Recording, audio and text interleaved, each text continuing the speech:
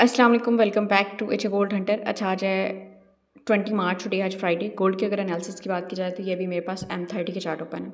अच्छा, एनालिसिस को स्टार्ट करने से पहले अगर आप लोग व्हाट्सएप कम्युनिटी को ज्वाइन करना चाहते हैं तो उसका लिंक टिकटॉक के बारे में मेंशन है, सो वहाँ पे क्लिक करके आप लोग व्हाट्सएप कम्युनिटी का पार्ट बन सकते हैं।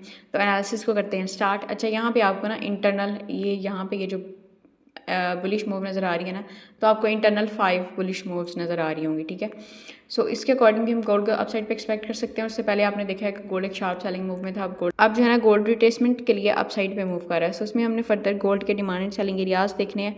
सो उसमें अगर हम फर्स्ट अभी डिमांड की बात की जाए, ये जो जिस पे गोल्ड ने पहले एज अ सपोर्ट एक्ट किया, फिर एज अ रेजिस्टेंस एक्ट किया और अब again as a support act कर रहा है। सो ये काफ़ी ज़्यादा एक अच्छा एरिया, बट इसको ना मैं अर्ली डिमांड के तौर पे कंसीडर करूँगी, ठीक है, कि जब तक ये सस्टेन है, ठीक है। अदरवाइज जब ये ब्रेक होगा तो इसे डाउन साइड पे एरियाज को देखा जा सकता है। ये थोड़ा सा रिस्की जोन हो सकता है।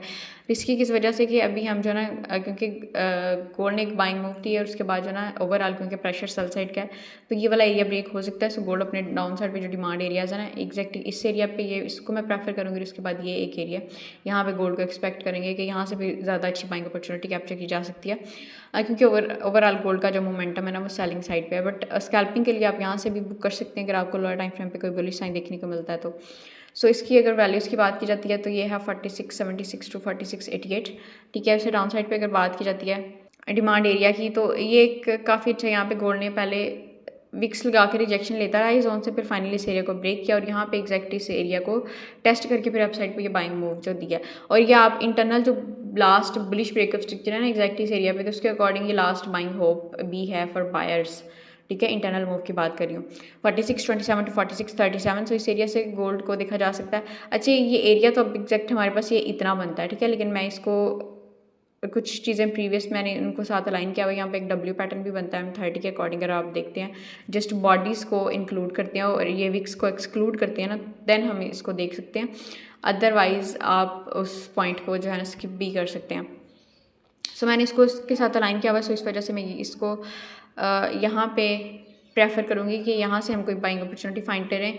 उसके बाद नेक्स्ट जो हमारे पास एक डिमांड एरिया हो सकता है वो ये वाला है कि गोल्ड फिर नेक्स्ट हम इस एरिया पे अगर देखने को मिले तो ये काफ़ी अच्छी बाइंग अपॉर्चुनिटी यहाँ से हमें कैप्चर करने को मिल सकती है। 4579 टू 4588।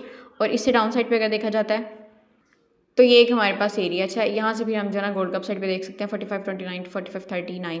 अच्छा, इनमें से किसी भी एरिया पे आपने डायरेक्ट ट्रेड प्लान नहीं करनी है, आपने स्ट्रॉन्ग बाइंग साइन लाजमी देखना है अगर आपको मिले लोअर टाइम फ्रेम में, लाइक M1 में, M3 में, M5 में।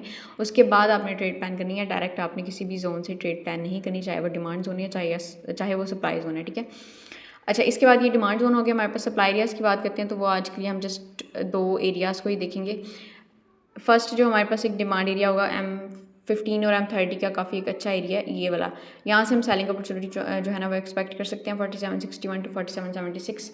सो this is the first supply area of the day and the second supply is this. अच्छा, इसमें जो है ना ये अगर इस एरिया की रीज़न बताई जाए तो ये यहाँ पे ब्रेक ऑफ स्ट्रक्चर के अकॉर्डिंग जो अच्छा यहाँ पे ये बेरिश ब्रेक ऑफ स्ट्रक्चर के अकॉर्डिंग ये ब्रेक एंड टेस्ट वाला एरिया है। और अगर आप लोअर टाइम फ्रेम पे जाके देखेंगे M5 M3 में तो आपको यहाँ पे एक हिडन ऑर्डर ब्लॉक भी नजर आएगा एग्जैक्ट इस एरिया पे। सो इन दोनों को मैंने साथ अलाइन किया। वैल्यूज़ की बात की जाए तो 4808 टू 4819।